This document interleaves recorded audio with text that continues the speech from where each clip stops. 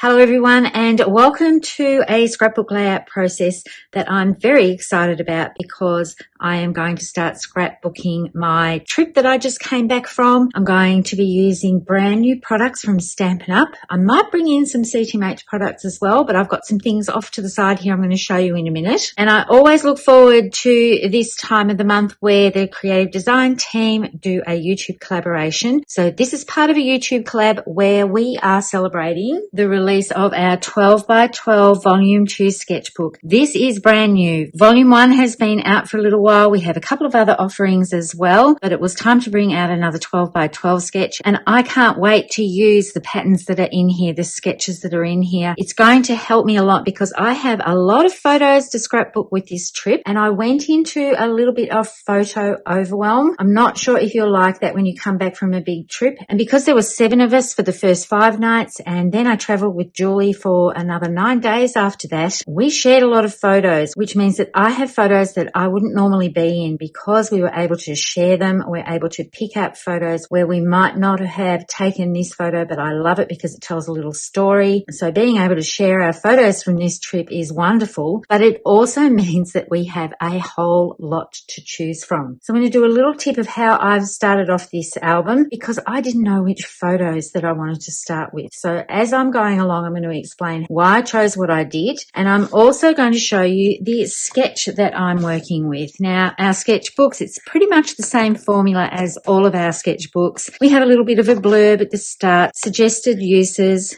We go through our team and highlight what we love to do. There's some sketchbook tips in here as well as some terms and conditions on the use of this.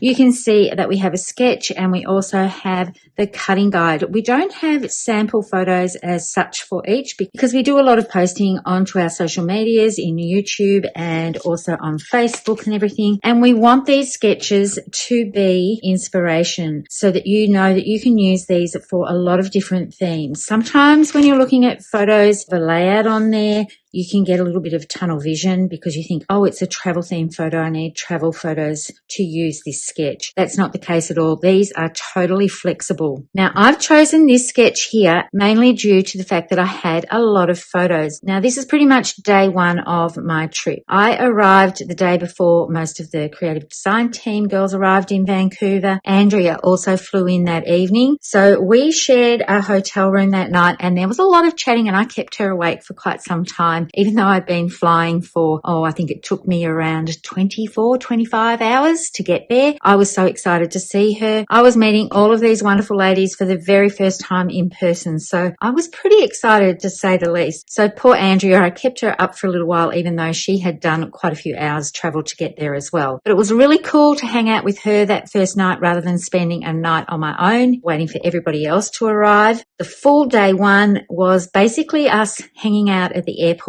for a little bit because everybody arrived on different flights. No one flew in on the same flight. So as everyone was arriving, there was a lot of excitement, and Andrew had already worked out that this would be the perfect place for a group shot when everybody arrived. And then we picked up our car and drove to our Airbnb that we were staying in, and I still can't believe we were able to fit all 7 of our lots of luggage in there in one go. We really didn't think it would work, but you know, scrapbookers, they're like Tetris packers, and Chelsea was all over it. So it was just such an exciting thing. And I know I'm talking a lot about the photos, but I also wanted to talk about why I selected these photos to work with and how I did it. Now, my phone is obviously recording up here, but what I did was just go through my day 1 photos. I got some from the shared album and I saved those into a separate album on my phone. And then I went through and worked out which ones I wanted to print. By breaking it down into small chunks, it's not as overwhelming as looking at all of the photos that I took on this trip and the ones that everybody else took as well. So I think I have well over 1,500 photos to look at just from those 19 days that I was away. So I really need to break it down into small chunks. So I just thought I would go back to day 1 and start with those. And as I'm going through the process of making this album, I can skip ahead if I want to do part of when I was on the Alaskan cruise with Julie, I can go back to a hike that I did in Stanley Park with the girls. I was having trouble working out which photos from this amazing trip I wanted to start with. So I thought, why not start at the beginning? So you can see I've got all my photos printed out. Now I do print at home and I'm able to print them out in a collage style so I can get 4x3, and I've printed them with borders as well so that I can just trim these down. Now if you look at this sketch, this photo here is actually a 6x4 photo cut in half, so it spreads across the 2 pages. But I didn't really want to chop any of these 6x4s in half, so I'm going to have these 2 6x4s down the bottom, and I have manipulated the sizings just a little bit, but I am keeping fairly true to this pattern. Okay, so that's enough of me talking about the photos and how I'm organizing it for the trip. Now I'm going to bring in the papers that I'm going to use. And this is another reason why I have chosen these photos, because this is from Stampin' Up. It's from the Take to the Sky pattern, and I immediately fell in love with it as soon as I saw it, and I knew that this paper would be the perfect one to use for the first day of my trip. So that's why I have started with day 1. I'll just bring in the rest of the papers. You can see they're excellent for travel photos. I know that I'm going to use this paper here for Glacier Bay. They are double-sided, so I can use these easily as a 2-page spread or trim them down. There is another matte paper here that I know I'm going to use as well. And yes, they do have the aeroplanes and everything on there, but the reverse side makes it very usable as well. And I just love this pack, so I can't wait to use it. And then I was looking at the paper with my photos on here and also the sketch, and I'm just looking at colors. So I'm thinking charcoal is going to work really well, and I might use that as the bottom strips along to keep true to the sketch. But I think it's going to work really well if I bring in pink as well. Now these 2 colors are close to my heart colors. I don't have a lot of the Stampin' Up cardstock as yet. I do have quite a bit of CTMH paper, so I want to use that. But you can see how well it works with this pattern paper and how well it works with my photos as well. So what I'm going to do now is trim down my photos so that they're all the correct sizes, lay them out on these 2 pages, and then I'm going to think about the embellishments and the other elements that I want to bring in. I have all my photos laid down, and I realized if I was following this sketch, I would have had a smaller photo down here. So this one would have been down there, and it would have been the progression of me at the airport, then on the plane about to land in Vancouver, and then I was going to have this photo next to here and so on, and move these across a little bit. But I didn't want to cover up Australia because basically I have traveled from Australia. I sort of went the long way. I went via Hong Kong and then over to Vancouver. So I wanted to keep all of that intact. And for that reason, I think instead of having my title up the top here as well and the journaling down here, I'm going to move my journaling over to this side. So I'm going to bring in a piece of vellum and I'm going to nestle my title down in this corner. So I have some new toys to play with that I'm very excited about. So I'm just going to show you what I'm going to do with that. And the stamp sets I'm using, Love This Moment, with all these little sayings and everything here. I thought they would be perfect to do. And I'm going to create my own little journal box on a piece of vellum over here, and I'm going to bring in a punch to help me make these little sayings look like tickets. So I'm just going to move this off to the side. So I'm a little bit excited to bring this one in. It's called Happy Labels Pick a Punch, and it does 2 different type of labels. So you can see it's got the ticket notch at the ends here, and it's got a scalloped edge. And I have shown this before, but you can close them up just by pressing it down, and it stays nice and flat for storage. And then when you want to use it, you just push that down. This one's new, so it's still a little bit stiff. And this creates 3 different sizes of each ticket. So you can do 1/2 inch, 3/4 inch, and also 1 inch labels in this. I'm going to use 1/2 inch because the words that I'm using are very small. And I did a little test with the 3/4 inch, and that was just a little bit too big. So all you need to do if you've got a 3/4 inch piece is push that in until it gets to the top, and then when you press it, you'll get the little ticket notches, which is very cool. If you've got 1 inch piece, It's the same. Now this one I've trimmed a little bit larger, so I need to trim a little bit off the edge. So my advice when you're using this type of a punch where it's got the graduated sizings on here would be to go just shy of the measurement. So this is the inch here. Instead of cutting it directly onto the inch mark, I'm just going to be a little bit to the right of that line and trim that section off, and then that fits in there a lot better. So you're better off having it just a little bit shy of the measurement. I'm very excited about this punch. I can see myself using it a lot in scrapbook layouts. And I can use it with plain cardstock, and I can also use it with decorative or designer pattern paper as well. I'll show you the other side. The other side's a scallop. So it creates perfect little notches or scallop ends on this one. So this I'm going to be using a lot with my layouts, but I want to have the 1/2 inch one. So I'm just going to feed it in, and I want the ticket end here. So I can just press that down. Puts the perfect little mark in. I'm actually going to do 2 ends because I need a longer piece so I can hold on to it. And when I'm doing my little words here, that means that I can just do 2 notches at once, stamp on each end and cut down the middle because I'm going to tuck these underneath these photos here. I'm going to bring in charcoal ink. I haven't purchased any inks as yet. I've got a lot of close to my heart ones. I wanted to hit the ground running with papers and stamps and those sort of elements and these punches, and then I will build up my inks. So I'm going to put a little camera. These little icons are on this set here. There's a lot of them that you can use. So I'm just going to stamp that onto this pale pink or Ballerina cardstock.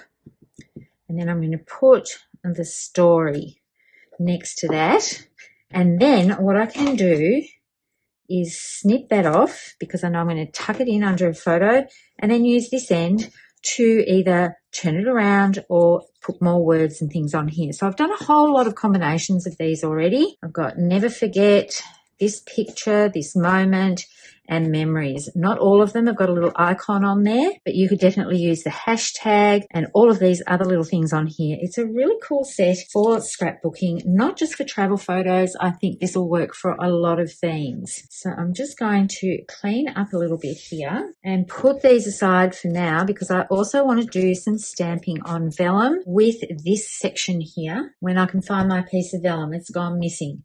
I've got this mounted onto a block. Here it is over here, hiding. And what I'm going to do is stamp this directly onto my Versamat so that I can get my lines all nice and straight because I'll be able to see through. This is a photopolymer stamp set, so you want to make sure that when you're purchasing your stamp sets from Stampin' Up that you are choosing the right stamp set for you, or that you're aware that some of them are red rubber, so they're labeled as cling. So that's something that you want to be aware of. Now, while I'm doing this stamping, I'm going to have to get my head over this, and I need to put this aside to dry. So basically, I'm going to line this up, and the very cool thing about this is that the lines pretty much line up onto the Versamat marks. So if I lift this up, you can actually see that it's lining up quite well here. I'm now going to use this to line up my next row. Now with vellum, when you do stamping, you do need to set it aside for some time to dry. But I'm hoping that by using the Versamat, I will be able to get things fairly well lined up. If I'm a little bit out, it doesn't really worry me. And I'm going to keep going down this piece until I've filled it up. So that's working quite well. You can see it a bit better if I put it over top of there. It's a little bit off in places, but I quite love how that looks. I might do one more set just coming off the edge. And rather than getting out some copy paper, I'm just going to put that down to the bottom of my Versamat so that I can line this up and I don't get ink onto my Versamat. So that's going to look a bit cool to put my journaling on. I'm thinking I'm going to tuck it underneath this photo here. I said before I was just going to move this element over to the right side, and I'm also going to do some stamping onto this as well with the little camera. So I think I'm going to put the camera down in the bottom right.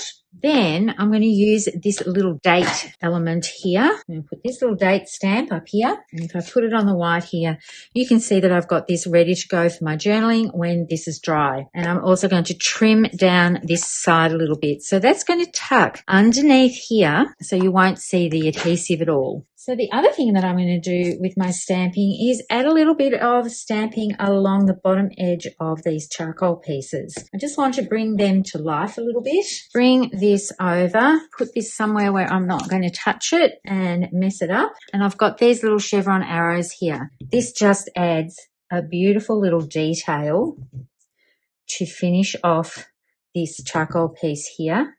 Because there's so much texture in the designer series paper, I just feel like a little bit of a detail like this is going to add just the right touch to this layout. I might just stop there and then put some on this side rather than going all the way across. So just going to do a few more. This is the beauty of having photopolymer stamps. It's easy to see through. I don't have my head right over it, so it's not totally even, but that's okay. I actually really love the touch of that. So I think I'm going to continue doing some of this stamping onto the actual designer series paper because that just adds a nice little touch to this. I'm going to put a little row up here, but what I might do is put some along the bottom edge pointing back in the other way. So all these tiny little icons on stamp sets actually help bring everything together. You don't necessarily have to have really large elements on your layouts. Some tiny little details work really well. So I think I'm going to love playing with this stamp set. It's going to come out more and more as I complete more and more pages in this project. Now I've extended that across because I didn't want it to finish where this one started. I'm going to extend this one back a little bit too. Once I get started with this sort of thing, I sometimes find it hard to work out when to stop. So I'm going to nestle my title in here, and I'm using this alphabet die set. It's the Alphabet a la Mode dies, and I was very excited about this. I said this in my unboxing video. There are doubles of some of the letters, and that came in really handy because my title for this is going to be In Real Life, because this is the first time all the creative design team have been together in the one place. It was so exciting to see them all. So what I'm going to do is double stack these. So I'm thinking I'm going to I've cut two at the same time, and you'll see why I'm so excited about this, because I only had to do one pass with this because there were two E's and two I's and two L's. So that made it really, really easy and quick to run everything through my die cutting machine. So what I'm going to do with this is double stack them. These are very fine, so I'm going to use liquid glue. There's another sequin. This is left over from when I was making cards the other day. They're just popping up everywhere. So I think this is how I'm going to do it. I wanted to bring in a little bit of the pink over to this side. I did try doing some florals on this page, but I wasn't totally happy with how it was looking. So I've decided to leave the florals off and have the paper be the embellishments on this page. So I'm going to adhere these down and stagger them, and I'm also going to decide where all of these pieces are going to go as well. I think I'm going to tuck this one in with Andrea here because this just makes me smile. She was giggling so much. I couldn't stop talking. She couldn't stop talking. It was funny. We met each other at the airport, even though we've had lots of Zoom calls with all the girls, but it was just so natural chatting away and seeing each other in person. So it was fun to have my first night as a sleepover with her. I'm going to put memories in under here. So I'm tucking these underneath the photos. I've got Never Forget. So these two photos here are when we've all finally arrived at the airport, and it was just so exciting to all be together. We just had to have a group shot at the airport. So you can see these little ticket endings are really providing a lovely detail. So this is coming together quite nicely. I need to trim the end off this, and that is going to get tucked down into here. I'm going to do my journaling before I actually adhere it, just in case I make a mistake, I can stamp it again. So I'm going to go ahead and adhere this down and come back with some final embellishments and some final touches.